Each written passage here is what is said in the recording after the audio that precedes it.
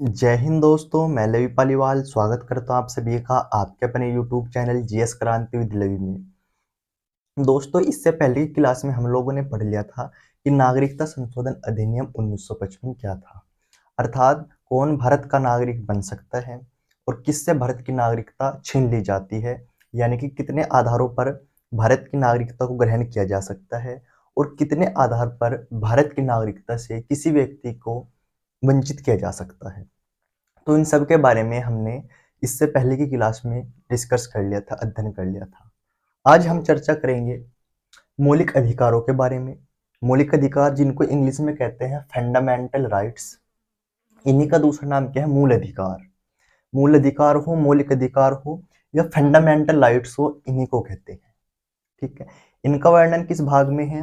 तो संविधान के भाग 3 में इनका वर्णन है। आर्टिकल 12 से आर्टिकल 35 तक हमें इनका उल्लेख देखने को मिलता है। बात आती है ये कि मौलिक अधिकार होते क्या है। ठीक है, तो वे अधिकार जो व्यक्ति को उसके व्यक्तित्व तथा जीने की स्वतंत्रता और उसकी धार्मिक स्वतंत्रता प्रदान करते हो, उनको मौलिक अधिकार कहते हैं। मौलिक अधिकार किसी एक व्यक्ति विशेष के लिए होते हैं। ठीक है, न कि ये किसी सरकार के, किसी कंपनी के होते हैं। ठीक है, एक व्यक्ति विशेष के होते हैं मौलिक अधिकार। ठीक है भाई, तो मौलिक अधिकारों से हमें कोई भी वंचित नहीं कर सकता, अर्थात हमसे हमारे मौलिक अधिकार कोई भी नहीं छीन सकता। यदि हमसे हमारे मौलिक अधिकार छीन ले जाएंगे तो हमारी जिंदगी जेल के समान हो जाएगी। जैसे जेल में क्या होता है, किसी भी व्यक्ति को घूमने फिरने नहीं दिया जाता, उसकी कुछ भी आजादी उसके पास नहीं रहती, तो वैसी स्थिति हमारी हो जाएगी यदि हमसे मौलिक अधिकार छीन ले जाएंगे। ठीक है, तो हमसे हमारे मौलिक अधिकार कोई नहीं छीन सकती, संसद भी नहीं छीन सकती। ठीक है, कुछ समय के लिए इनको निलंबित तो कर लिया जाता है, लेकिन परमानेंट ये हमसे नहीं छीन लिए जा सकते हैं। ठीक है, आइए जानते हैं कि निलंबित कौन कर सकता है इनको और निलंबित क्यों हो सकते हैं। ठीक है, तो जो भारत का संविधान है उसमें निलंबित करने का जो प्रावधान है मौलिक अधिकारों को, वो राष्ट्रपति महोदय के पास है। किसके पास है? राष्ट्रपति महोदय के पास। क्योंकि मौलिक अधिकार व्यक्ति के जितने जरूरी है उतने ही वे घातक भी साबित हो जाते हैं कई बार। तो ऐसी स्थिति में राष्ट्रपति हमसे हमारे मौलिक अधिकारों को छीन लिया जाता है, कुछ समय के लिए छीन लेगा राष्ट्रपति। इसी को कहा गया निलंबित करना। कैसी परिस्थिति हो सकती है? जैसे हमें मौलिक अधिकार मिला है आर्टिकल 19 के तहत कि बिना हथियारों के शांतिपूर्ण आंदोलन कर सकते हैं, यानी कि सरकार के खिलाफ कर सकते हैं। नौकरी चाहिए है, रोजगार चाहिए है, तो इसके लिए हम सरकार के खिलाफ आंदोलन कर सकते हैं। लेकिन कई बार स्थिति ऐसी होगी जैसे कोई दूसरा देश भारत पर आक्रमण कर देता है, पाकिस्तान या चीन कर दे भारत पर आक्रमण, और आक्रमण जब उन्होंने किया दूसरे देशों ने, और भारत के लोग जो भारत के नागरिक है जाकर आंदोलन कर रहे हैं कि हमें तो रोजगार दो, हमें नौकरी चाहिए, ऐसी स्थिति में तो ये तो गलत होगा ना। उधर विपत्ति आई हुई है देश पर और यहाँ पर कह रही है कि हमारा मौलिक अधिकार है नौकरी मांगने का, रोजगार मांगने का, सरकार के खिलाफ आंदोलन करने का, तो ये तो गलत होगा। तो ऐसी स्थिति में राष्ट्रपति महोदय क्या करते हैं, हमारे मौलिक अधिकारों को निलंबित कर देते हैं। ठीक है, और ये कुछ समय के लिए होता है, परमानेंट नहीं होता। ठीक है, जब तक वो स्थिति नहीं टल जाती भारत से, वो परिस्थिति नहीं टल जाती भारत से, तब तक हमारे मौलिक अधिकारों को छीन लेते हैं राष्ट्रपति महोदय। तो इसके लिए निलंबित शब्द का प्रयोग किया गया है, निलंबन शब्द का प्रयोग किया गया है। ठीक है, लेकिन कुछ मौलिक अधिकार ऐसे भी होते हैं जो दूसरे व्यक्ति के मौलिक अधिकारों को ठेस पहुंचाते हैं, उनको पूर्णतः हटा ही दिया जाता है। उनके लिए किस शब्द का प्रयोग किया गया है? प्रतिबंध शब्द का उनके लिए प्रयोग किया गया है। और प्रतिबंध कौन लगा सकती है? संसद लगा सकती है किसी भी मौलिक अधिकार पर प्रतिबंध। क्योंकि हमारे मौलिक अधिकार तब तक ही हमारे लिए मौलिक अधिकार है जब तक वे दूसरे व्यक्ति को ठेस न पहुंचाए, जब तक उसके मौलिक अधिकारों को ठेस न पहुंचाए, तब तक ही हम हमारे मौलिक अधिकार हैं। तो ऐसे मौलिक अधिकारों को खत्म भी किया जा सकता है, समाप्त भी किया जा सकता है, उन पर प्रतिबंध भी लगाया जा सकता है। और ऐसा कौन कर सकती है? ऐसा संसद ये कर सकती है। ठीक है, यदि मैं आपको एग्जांपल दूं, जैसे आप लोगों ने सुना होगा 3 तलाक। ठीक है, तो 3 तलाक एक कानून था। तो जब सायरा बानो ने केस कर दिया कोर्ट में जाकर, तो मौलाना जो मौलवी थे वो जाते हैं कोर्ट में, कहते हैं कि ये हमारा धार्मिक मामला है, हमारा धार्मिक स्वतंत्रता का अधिकार है, 3 तलाक आप इसमें हस्तक्षेप नहीं कर सकते। तो सुप्रीम कोर्ट फैसला देता है अपना और जवाब देता है उनसे, क्या कहता है कि आपके मौलिक अधिकार तब तक ही आपके लिए वैलिड है, तब तक ही आपके लिए सही है, जब तक किसी दूसरे की भावना को ठेस न पहुंचे। आपका मौलिक अधिकार है, ठीक है, 3 तलाक का, लेकिन जो वो लेडीज है, जो महिला है, उसको आपने 3 तलाक देकर उसकी तो जिंदगी खराब कर दी। वो कैसे अपने जीवन निर्वाह करेगी, कैसे स्वतंत्र जीवन जिएगी वो? क्योंकि आर्टिकल 21 कहता है स्वतंत्र जीवन जीने की स्वतंत्रता। तो कैसे अपना स्वतंत्र जीवन निर्वाह करेगी, कैसे उसके जीवन में गुजारा होगा? आपने उसको 3 तलाक दे दिया, उसके तो मौलिक अधिकारों को ठेस पहुंच गई ना महिला के। तो इसलिए क्या किया, 3 तलाक को समाप्त कर दिया। समझोगे इस बात को, प्रतिबंध को? लेकिन कई बार हमारे मौलिक अधिकार जब छीन लिए जाते हैं हमसे, तो क्या उनकी रक्षा भी कोई करता है? क्या ये वाद योग्य है? जी हाँ, ये बिल्कुल है। तो यदि हमारे मौलिक अधिकारों को संसद हमसे छीन रही है, तो हम सुप्रीम कोर्ट या हाई कोर्ट में इनको चुनौती दे सकते हैं और वहां पर हमारे मौलिक अधिकारों का हनन होने से बच सकता है। यानी कि जो रक्षा करेगा हमारे मौलिक अधिकारों को, सुप्रीम कोर्ट और हाई कोर्ट करेगा। क्या है ये? वाद योग्य है। ठीक है भाई, यदि सरकार हमारे मौलिक अधिकार हमसे छीनती है, तो हम सुप्रीम कोर्ट या हाई कोर्ट में अपील दायर करवा सकते हैं। तो फिर हाई कोर्ट या सुप्रीम कोर्ट हमारे मौलिक अधिकारों की रक्षा करेगी और हमारे मौलिक अधिकारों को हमसे हनन होने से बचाएगी। ठीक है, आशा करता हूँ आपने ये तीनों चीजें बहुत अच्छे से समझ ली होगी। अब बात करते हैं मौलिक अधिकारों की, फंडामेंटल राइट्स की, या मूल अधिकार जिनको कहते हैं। वर्णन है इनका संविधान के भाग 3 में, आर्टिकल 12 से 35 तक इनका वर्णन हमें संविधान में देखने को मिलता है। बात करें यदि हम इसकी, कि इसका प्रावधान कहाँ से ले रखा है। ठीक है, प्रावधान, किसका प्रावधान? यानी कि मौलिक अधिकारों का प्रावधान। तो ये यूएसए से ले रखे, यानी कि अमेरिका देश के संविधान से ले रखा है। ठीक है, और ब्रिटेन के संविधान में अधिकारों को, मूल अधिकारों को कहते हैं मैग्ना कार्टा। तो मैग्ना कार्टा कहते हैं ब्रिटेन में, तो कई बार पूछ लिया जाता है एग्जाम में भी कि संविधान के किस भाग को मैग्ना कार्टा कहा जाता है। तो भाग 3 को संविधान का मैग्ना कार्टा कहा जाता है। ठीक है, लेकिन हमने कहाँ से लिए हैं इसका प्रावधान? यूएसए देश से हमने इसका प्रावधान लिया है। तो जब हमारा संविधान 26 जनवरी सन 1950 को बनकर लागू हुआ था, उस समय भारतीय संविधान में जो मौलिक अधिकारों के वर्ग थे, मौलिक अधिकार के जो वर्ग थे वो 7 थे। ठीक है, कितने थे भाई? 7। ठीक है, मौलिक अधिकारों के कितने वर्ग थे? 7। लेकिन यदि बात करते हैं हम वर्तमान की, कि वर्तमान में मौलिक अधिकारों के कितने वर्ग हैं, तो हम क्या बोलेंगे? 6 वर्ग। एक इसमें से कम हो। जैसे आप यहाँ देख रहे होंगे आर्टिकल 12 से 35 है, तो क्या ये 12 से 35 तक एक ही क्रम में होंगे, या इनको कैटेगरी में बांट दिया, इनको वर्ग में बांट दिया? तो इनको वर्ग में बांट दिया, यानी कि समानता का अधिकार, स्वतंत्रता का अधिकार, शोषण के विरुद्ध अधिकार, धार्मिक स्वतंत्रता का अधिकार, अल्पसंख्यक का अधिकार, ठीक है भाई, संपत्ति का अधिकार, संवैधानिक उपचारों का अधिकार। तो इनको अलग अलग वर्गों में बांट दिया है। तो उन्हीं वर्ग को हम पढ़ेंगे और इनमें क्या कहा गया है कि अब इन वर्गों की संख्या 6 रह गई है, पहले 7 थी, एक वर्ग इसमें से हटा दिया। कौन सा हटा दिया, वो हम आगे डिस्कस करेंगे। ठीक है, तो आइए जानते हैं पहला वर्ग कौन सा है। पहला वर्ग है इसमें समानता का अधिकार। समानता का अधिकार। और समानता का अधिकार का वर्णन संविधान के किस आर्टिकल से किस आर्टिकल तक है? तो आर्टिकल 14 से 18 तक हमें इसका वर्णन देखने को मिलता है। नंबर 2 है स्वतंत्रता का अधिकार। स्वतंत्रता का अधिकार। और ये किस आर्टिकल से किस आर्टिकल तक है, तो क्या बोलेंगे, आर्टिकल 19 से 22 तक हमें इसका प्रावधान देखने को मिलता है, किसका, स्वतंत्रता के अधिकार। नंबर 3 यदि मैं बात करूं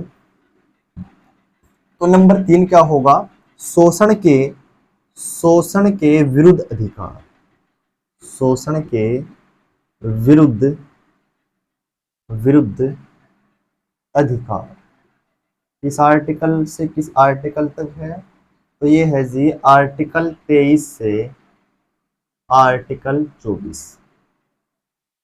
नंबर 4 धार्मिक स्वतंत्रता का अधिकार, धार्मिक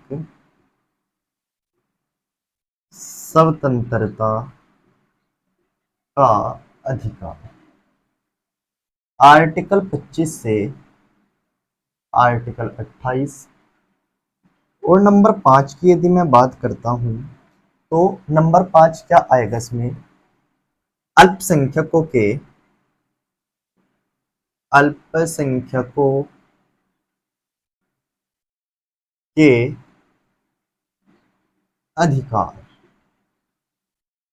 ये किस में है, तो ये आर्टिकल 29 से आर्टिकल 30 तक है। नंबर 6 संपत्ति का अधिकार, संपत्ति का अधिकार, और संपत्ति का अधिकार का वर्णन किस अनुच्छेद में है, तो ये है अनुच्छेद 31 में। और नंबर 7वां वर्ग कौन सा है इसका, नंबर 7 वर्ग है संवैधानिक उपचार, संवैधानिक उपचार, और ये किसमें है, ये है आर्टिकल 32 यानी कि अनुच्छेद 32 में।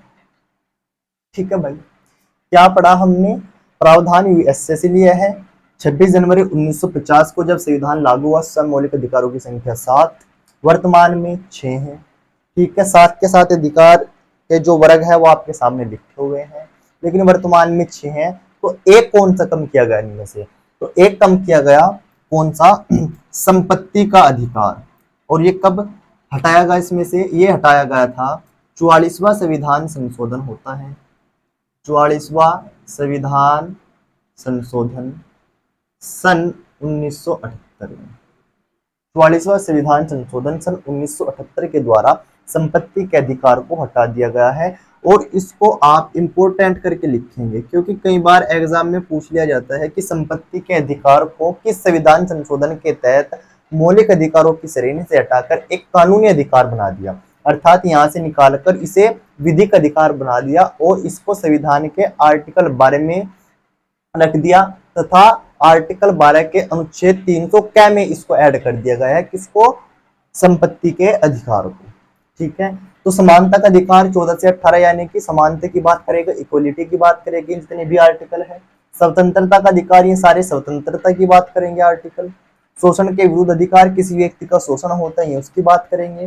धार्मिक स्वतंत्रता का अधिकार, आपको आपके धर्म के प्रति क्या क्या स्वतंत्रता है, क्या क्या आजादी है, यह आर्टिकल उसकी बात करेंगे। अल्पसंख्यकों के अधिकार, अल्पसंख्यक आप जानते होंगे जो अल्पसंख्यक लोग होते हैं, ठीक है, उनके अधिकार हैं। संपत्ति का अधिकार हमने पढ़ा है कि इसको हटा दिया है 44 संविधान संशोधन 1978 के तहत, अब ये मौलिक अधिकार नहीं है। संवैधानिक उपचारों का अधिकार आर्टिकल 32 में इसका वर्णन किया गया है। ठीक है भाई, तो ये 7 वर्ग थे और वर्तमान में 6 वर्ग है। ठीक है, ये बात आपकी समझ में आ गई होगी। अब हमने पढ़ा है कि जो भाग 3 है वो तो आर्टिकल 12 से 35 तक है, लेकिन आपने तो यहाँ तक आर्टिकल 14 से स्टार्ट किया है, तो फिर 12 और 13 आर्टिकल कहाँ गया, आइए उसको भी जानेंगे। आर्टिकल 12 और आर्टिकल 13 में क्या है, अनुच्छेद 12 का है या आर्टिकल 12 का है, एक ही बात। ठीक है भाई, आर्टिकल 12 और आर्टिकल 12 में क्या कहा गया है, इसमें कहा गया है राज्यों की परिभाषा। ठीक है, आर्टिकल 12 में कहा गया है राज्यों की परिभाषा। तो राज्य कौन से हैं, क्या यूपी, यूके, बिहार, छत्तीसगढ़, झारखंड, ये वाले राज्य हैं। नहीं, ये राज्य नहीं है। यहाँ पर संविधान की भाषा में राज्यों का कुछ और मतलब है, स्टेट का कुछ और मतलब है। और क्या मतलब है यहाँ पर राज्यों का? यहाँ पर मतलब है कि राज्यों के अंतर्गत यानी कि केंद्र सरकार होगी, राज्य सरकार होगी,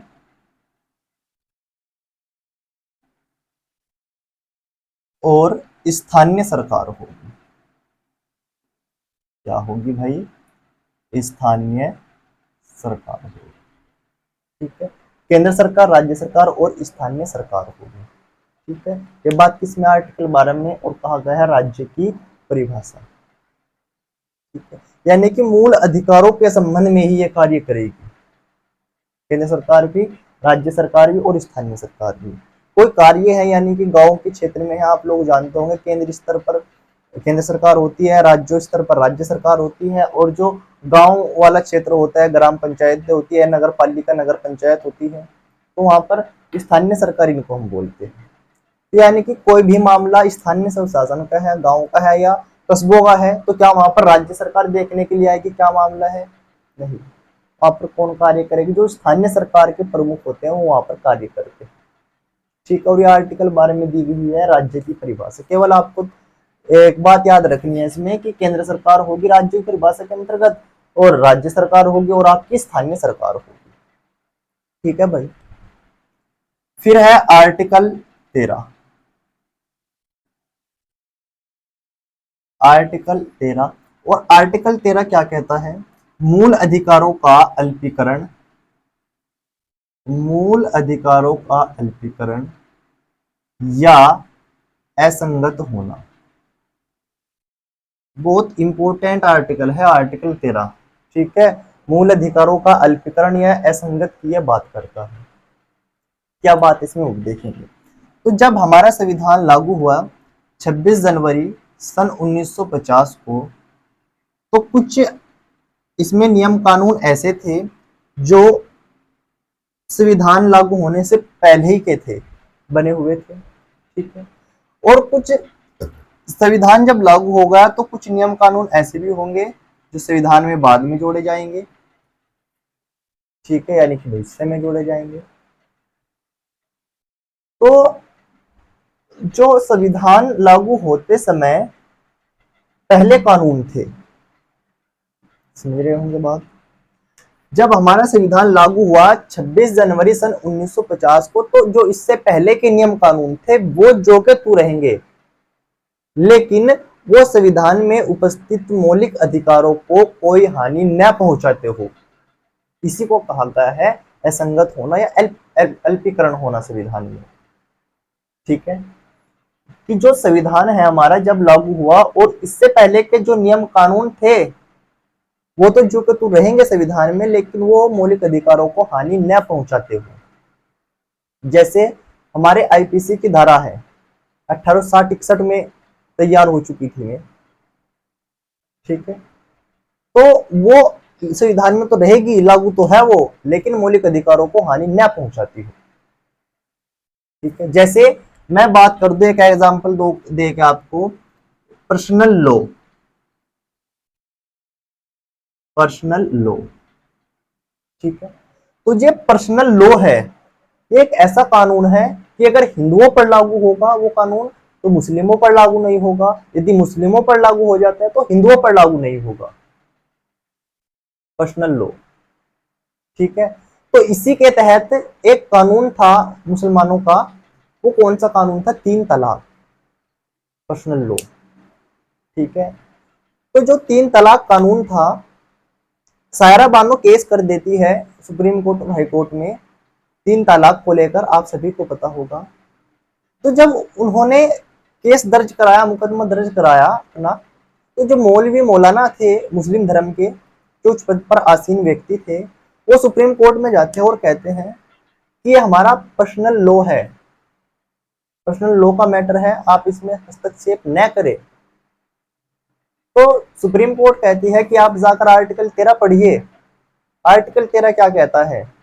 क्योंकि जो 3 तलाक था वो पहले ही लागू हो चुका था, वो पहले ही बन चुका था कानून संविधान लागू होने से, लगभग 1936 में कानून बना, 36-37 में।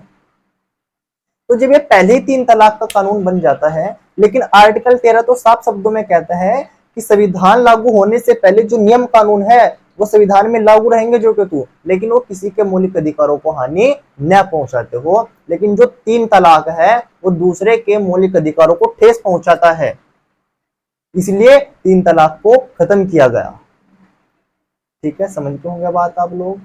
सुप्रीम कोर्ट ने जवाब दे दिया, स्पष्ट कह दिया कि आर्टिकल 13 में लिखा हुआ संविधान से पहले के जितने भी नियम कानून है वो जो के तू रहेंगे, लेकिन वो किसी के मौलिक अधिकारों को ठेस न पहुंचाते हो। लेकिन आपका जो ये 3 तलाक है एक महिला के मौलिक अधिकारों को ठेस पहुंचाता है, वो उसके जीवन को बर्बाद कर देता है, तो इसलिए 3 तलाक को खत्म कर दिया गया। ठीक है, वहीं पर बात कर दी गई किसकी, जो संविधान है, संविधान जब हमारा बनकर तैयार हो गया तो उसके बाद भी तो सरकार ऐसा काम करेगी कि संविधान में कुछ मौलिक अधिकार जोड़ सकती है या मौलिक अधिकारों को हटा सकती है। तो संविधान सभा ने क्या काम किया, उन्होंने कहा कि संविधान लागू होने के बाद भी तो सरकार ऐसा कर सकती है कि नागरिकों के मौलिक अधिकार ही छीन ले उनसे, या उनको घूमना फिरना ही बंद कर दे जो उनका मौलिक अधिकार है। ठीक है, यदि उनका घूमना फिरना ही बंद कर देगी सरकार तो उनका तो मौलिक अधिकार छीन लिया जाएगा। तो आर्टिकल 13 में यह भी बात कह दी कि यदि संसद संविधान के निर्माण के बाद भी कोई कानून मौलिक अधिकारों में जोड़ती है या संविधान में जोड़ती है तो उससे किसी भी व्यक्ति के मौलिक अधिकारों को ठेस न पहुंचे, मौलिक अधिकारों को हानि न हो। तो ये थी भारत की संविधान सभा, और इस पर आर्टिकल 13 पर प्रारूप समिति के जो अध्यक्ष थे डॉक्टर बी.आर. अम्बेडकर और अन्य संविधान सभा के सदस्यों में बहस भी होती है, बहुत लंबी बहस चली थी इसको लेकर। तो ये इसका दिमाग था सब प्रारूप समिति का, और उसके अध्यक्ष डॉक्टर बी.आर. अम्बेडकर साहब ने ये इतना दिमाग लगाया संविधान सभा में, सोचो कितना दिमाग था। तो सैल्यूट करते हैं संविधान सभा को जिन्होंने इतने आगे की सोच रखी। देखो कहां तक की सोची कि संविधान में यदि संसद बाद में भी कुछ जोड़ेगी तो मौलिक अधिकारों का वहां पर भी कोई हानि ना हो, वहां पर भी कोई नुकसान ना हो। सोचो कितने इंपॉर्टेंट है मौलिक अधिकार हमारे। तो मौलिक अधिकारों को आप पढ़ो, जानो क्या क्या लिखा हुआ है, हमारे मौलिक अधिकार क्या क्या है, क्या क्या हम लोग कर सकते हैं, क्या क्या नहीं कर सकते हैं।